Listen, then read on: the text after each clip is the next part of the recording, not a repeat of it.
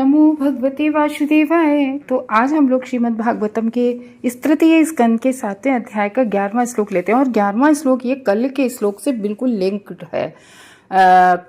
कल जो हम लोगों ने देखा था कि किस प्रकार से हम जीव अपनी जो आत्म पहचान है उस विषय से हम लोग संकट में आ जाते हैं। हम लोग स्वयं को शरीर ही मानने लगते हैं। किस तरीके से, जैसे स्वप्न में ना, हम लोगों ने कल देखा था ना कि स्वप्न में हम लोग देखते हैं कि हमारा सिर कट गया है। ये कल एनोलॉजी दी थी कि सिर कट गया और हम लोग सोचते हैं कि मेरा सिर कट गया है। हाँ, और इस तरीके से हम लोगों ने कल जो समझा था उसके आगे का है कि देखिए समझते हैं। यथा जले चंद्रमशा कंपादिस्त कृतो गुणः दृश्यते सपि दृष्टरात्मनो आत्मनोनुगुणः।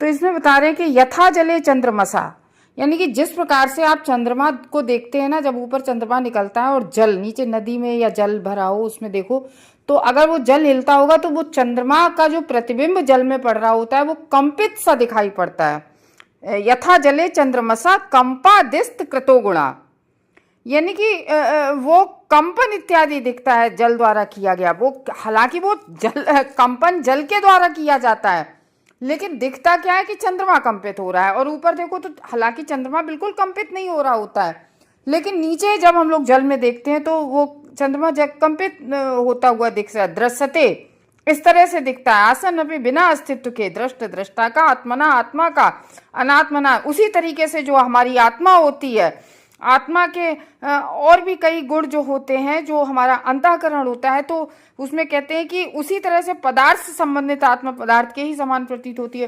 तो हम लोग अपनी आत्मा को हम लोग शरीर से ही जोड़ने लगते हैं ना, जैसे कि हालांकि आत्मा यानी कि पदार्थ से आत्मा का कोई भी संबंध नहीं होता है, लेकिन हम लोग क्या करते हैं कि जोड़ने लगते हैं। तो वही इसमें लिखा है, जिस प्रकार से जल में प्रतिबिंबित चंद्रमा है होता है, लेकिन आकाश में नहीं होता है, वो स्थित होता है वास्तविक चंद्रमा। तो लेकिन यहाँ जल की उपाधि द्वारा जल के द्वारा कंपन हो रहा है, तो जल के धर्म से प्रतीत होता है, क्योंकि जल तो हिलता ही है। उसी प्रकार से हमारी आत्मा है, तो आत्मा के अतिरिक्त हमारी देह में और भी होते हैं। जबकि आत्मा, हम लोगों ने कल देखा था, आत्मा केवल आनंदमयी है। क्योंकि क्वेश्चन पूछते हैं ना विदुर महाराज, देखो ऐसा नहीं है कि विदुर महाराज को पता ना हो। विदुर महाराज जो है वो यमराज धर्म को स्वयं धर्म को जानने वाले हैं, लेकिन यहाँ पर वो कहते नहीं है कि नित्यम भागवत सेवया, यानी कि देखो जब भगवान इस पृथ्वी पर आते हैं, जब भगवान लीला करने आते हैं, तो भगवान अपने भक्तों को, पार्षदों को, कुछ देवताओं से कहते हैं कि चलो हमारी लीला में पार्टिसिपेट करो चल के। तो ऐसा नहीं है कि दुर्योधन या भीष्म पितामह भगवान के भक्त या पार्षद ना हो, लेकिन विपरीत पार्टी में थे, हैं सब पार्टिसिपेट करने आए, हैं सब भगवान के भक्त। क्योंकि भगवान के साथ जितने भी लोगों ने लीला की, हम लोगों को ऊपर से देखने में लगते हैं, लेकिन सब भगवान के भक्त हैं। केवल लीला करने के लिए यहाँ आते हैं सारे भक्त। तो लेकिन विदुर महाराज यहाँ पर वो कहते नहीं है कि भगवान, देवता भी तरसते हैं पृथ्वी पर आने के लिए। किस लिए? क्योंकि यहाँ पर भागवतम हो रही है, वो भागवतम का आनंद। तो वही विदुर महाराज जी भागवतम का आनंद लेने के लिए और उस रस को पान पीने के लिए, हम लोग कथा बार बार सुनते हैं ना, तो उस रस का पान करने के लिए वो मैत्रेय ऋषि के पास जाते हैं ज्ञान प्राप्त करने के लिए।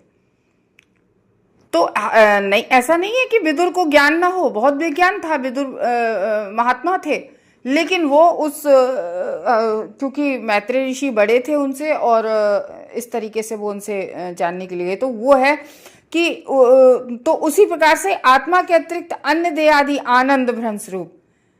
तो ये जो हम लोग मिथ्या अहंकार से जो पीड़ित होते हैं, देह अभिमान हम लोगों के जीवात्मा में होता है, तो मन, बुद्धि, अहंकार, ये आत्मा के गुण नहीं है, ये अंतःकरण है। क्योंकि इन चीजों में, मन, बुद्धि, अहंकार में दिव्य आनंद नहीं होता है, और आत्मा का स्वरूप है दिव्य आनंद में रहना। तो ये हमारा जो अंतःकरण होता है वो उससे ग्रसित होता है, लेकिन आत्मा पर इन सब का कोई प्रभाव नहीं पड़ता है। जो काम, क्रोध, लोभ, जो भी कुछ हम अपने में उत्पन्न हो रहा है, तो हमारे अंतःकरण में उत्पन्न हो रहा है। आत्मा से इसका कोई लेना देना नहीं है, इससे कोई मतलब नहीं है, पर हम अपनी पहचान करने लगते हैं। तो आत्मा जो है वो अंतःकरण से अपनी पहचान हम लोग करने लगते। जीवात्मा अपनी पहचान काम, क्रोध, लोभ, शोक, मोह आदि से करता है। जैसे आत्मा जीव के अंतःकरण का आत्मा से उसी तरीके से कोई संबंध नहीं होता जैसे हम लोग बाहर से ड्रेसअप होते हैं या बाहर से हम देखते हैं कि हम काले हैं कि गोरे हैं कि सुंदर हैं कि असुंदर हैं। ये सब चीज़ें आत्मा से कोई संबंध नहीं रखती हैं। और ना वो कल देखा था कि आत्मा तो कभी नष्ट हो ही नहीं सकती। तो इस तरीके से कह रहे परमात्मा या भगवान की तुलना इसमें इस श्लोक में मतलब जो हृदय में बैठे परमात्मा है और या श्री भगवान की तुलना आकाश में चंद्रमा से की गई। जैसे ऊपर चंद्रमा होता है, नीचे चंद्रमा की किरणें चारों तरफ से पड़ती हैं। तो जीवों की तुलना कैसे की गई है? जल चंद्रमा में प्रतिबिंब से की गई है।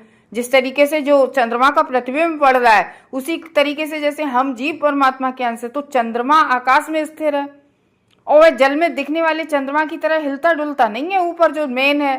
तो यहाँ चंद्रमा को भगवान की तरह बताया जा रहा है और जीव को नीचे जो प्रतिबिंबित है उसकी तरह बताया जा रहा है।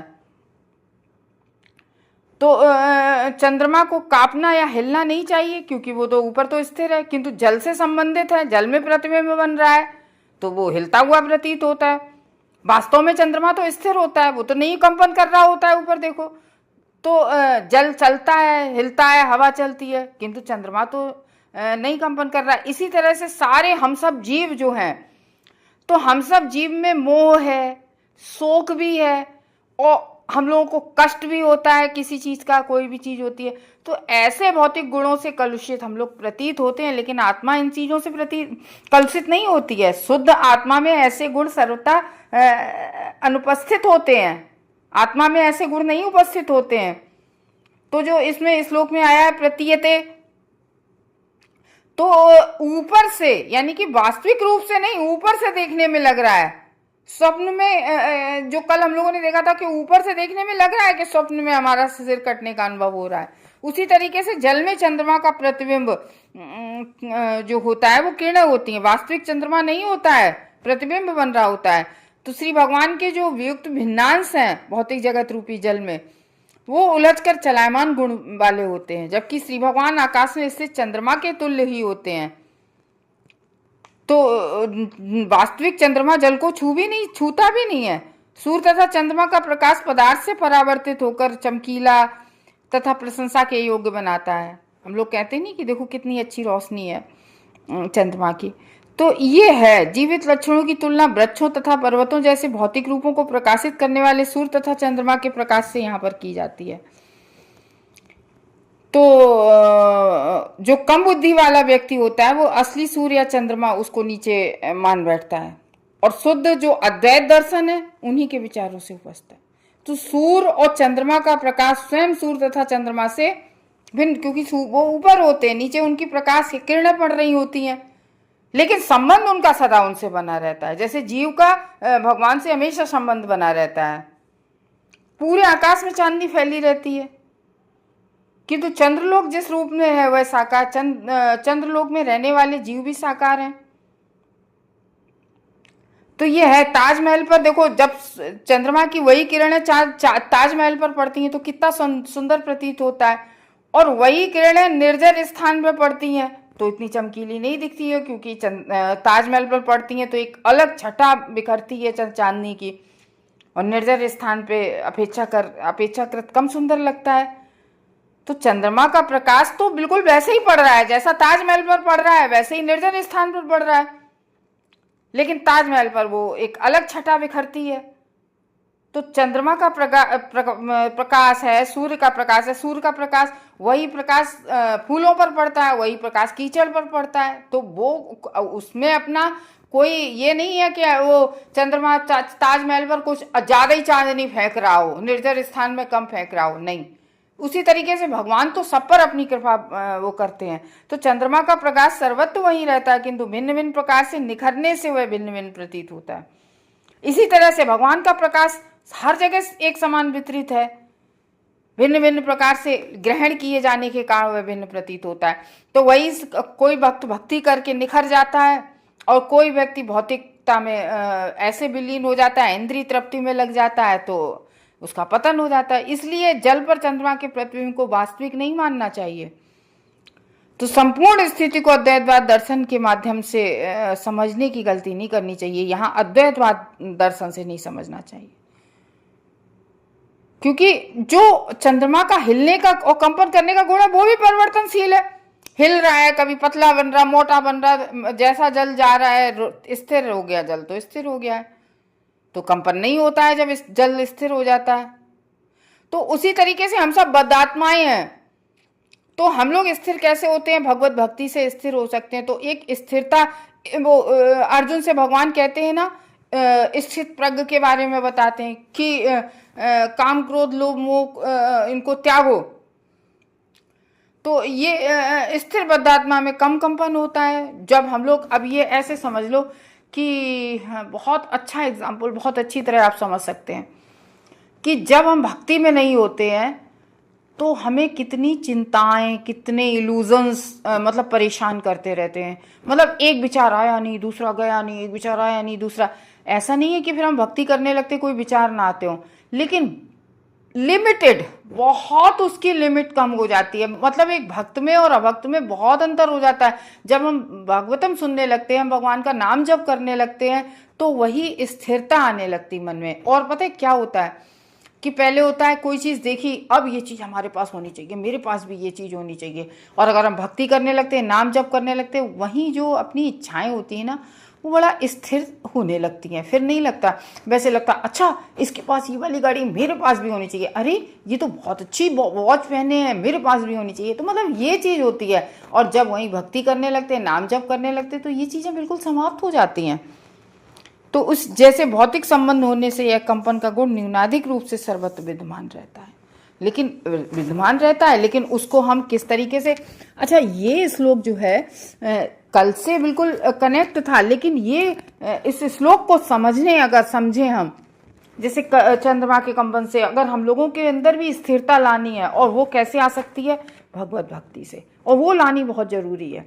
तो इस तरीके से हमें अपनी जो हमारा जो बॉडी है, ये जैसे ये नहीं है कि ये कपड़ा बहुत सुंदर इसके ऊपर लग रहा है, ये मतलब नहीं, आत्मा से पहचान होनी चाहिए। तो ये बॉडी तो ऊपर कपड़ा जो हम पहने हैं, ये शरीर, ये पदार्थ है, तो मेन तो आत्मा होती है। तो इस तरीके से हम जो जीवात्मा का स्वरूप है आनंदमय, तो वो आनंदमय स्थिति में हम हमेशा रह सकते हैं भगवत भक्ति से। हरे कृष्णा।